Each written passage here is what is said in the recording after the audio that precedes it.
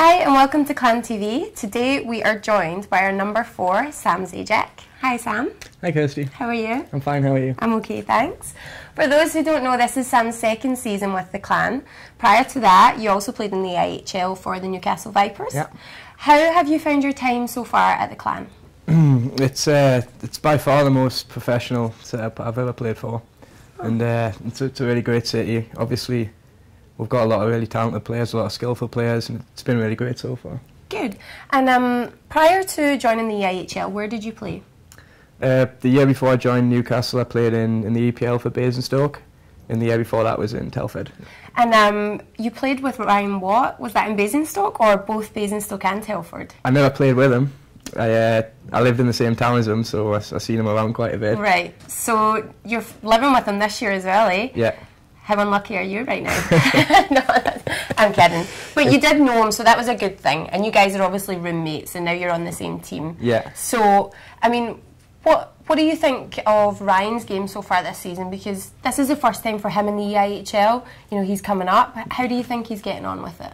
I think well, obviously he's hurt now, which is unfortunate, but I think he had started to adapt really well. Yeah. Obviously, he plays quite a physical game. Maybe he's more of a skill kind of a scorer guy in the EPL, but he's adapted really well, I think, to moving up a league. Good. And for the fans out there, why don't you tell them where you started your career, not career, but your junior hockey? Where did you play? I started in Whitley Bay. Whitley Bay, yeah. The North East finest. Yeah. And I mean, it's true though, they do produce a lot of good players. You know, you've had Jonathan Weaver, GB player, yeah. the IHL player, David Longstaff. Yeah. There's quite a few. What is the setup like down there? I don't know. Maybe there's just not much else to do, so everyone decides to play. I don't know. It's good. Like it's obviously it's more of a football city, but when you get out away from Newcastle, more to Whitley Bay, there's a lot of people that you go up with play hockey and is really passionate about it. So yeah. Because it's steeped in a lot of history. You know, you had the Durham Wasps, you had the Whitley Warriors. Then, you know, as we went through, you get the IHL teams in. There was a lot of different names for the Newcastle team. But do you think it's a shame that they've lost that top level club? I do. I think it's a real shame, but right now it's probably the best thing for it because there's no venue they can play in. It's tough. So yeah, if they got a new venue, obviously it's a great city. Everyone knows it's a great city, and it's a really fun one. Everyone who played there loves it. All the imports who came over really loved it, but they just haven't got the venue right now, so it's not realistic. You also work with the kids through the Best of British Ice Hockey camps, and you've done that across the UK at Sheffield, Auchenharvey and Whitley Bay as well. Yeah. How do you find those camps? Do you enjoy doing them? Yeah, they're really good fun. There's you get on really well with all the other coaches, and obviously you see quite a lot of the same kids coming back year on year, and it's really good to see the improvement. It's really encouraging. Do you think it's good that the kids have these kind of camps to go to so that they get that additional ice time and they get that additional coaching to try and help at the grassroots level to bring players up through the GB setup? Yeah, I think it's really, really important because obviously over here the big difference is getting on the ice it's hard and it's expensive, and if you can get on what is I think 4 hours a day, we do off ice video, like it's really intense. And it's great for development at a young age. It's good, and it's also good for you guys as coaches because as players, you know, you're one thing, and then you do the coaching and you get to pass on that expertise. But you also get to work with different coaches from around the league as well. Some of the guys you've worked with, we've got Danny Stewart at Fife, Corey Nielsen down in Nottingham, Adam Walker that you play with, Jeremy Domish in Coventry. But we also get the guest guys coming in as well, you know, guys from the Czech Republic, guys from Canada, and working with guys like Paul Heavey, who has been involved in ice hockey for a long time. Is that a good thing as well? Yeah, it's great.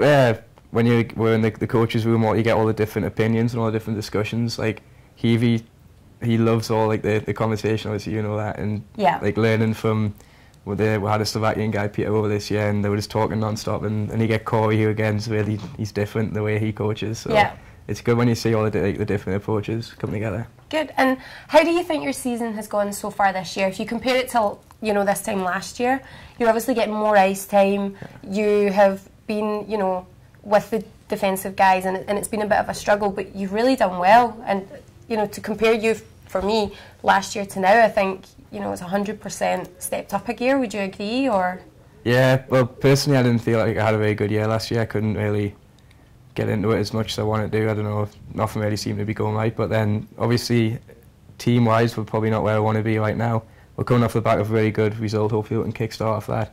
But I feel a lot more comfortable playing this year than last year, yeah. Good, and just looking a little bit at the new league setup, like how do you find that? Because you've played 2 seasons in the IHL with the 10 teams, and now we've split into these conferences. Do you think it's a good thing? I do think it's a good thing. I thought as soon as it got announced it would be a good thing. Yeah. Just a lot more local rivalries.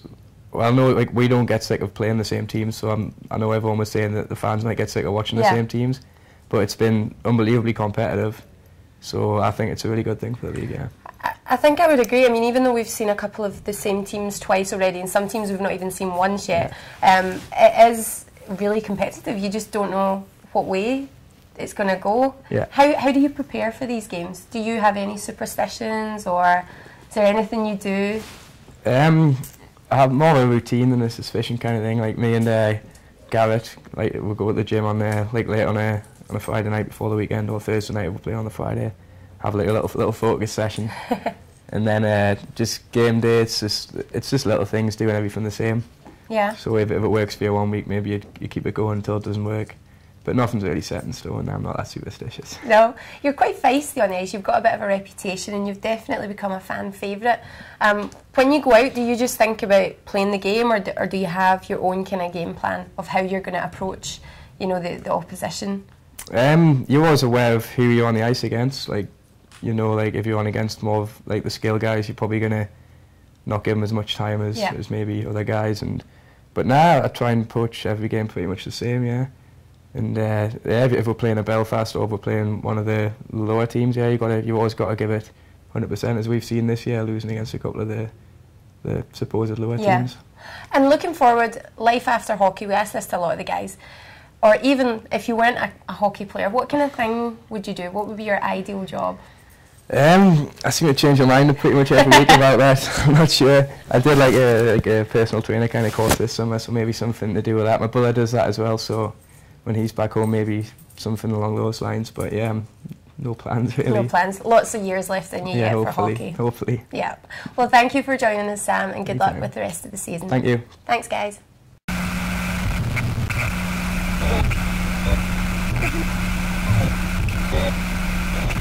Okay.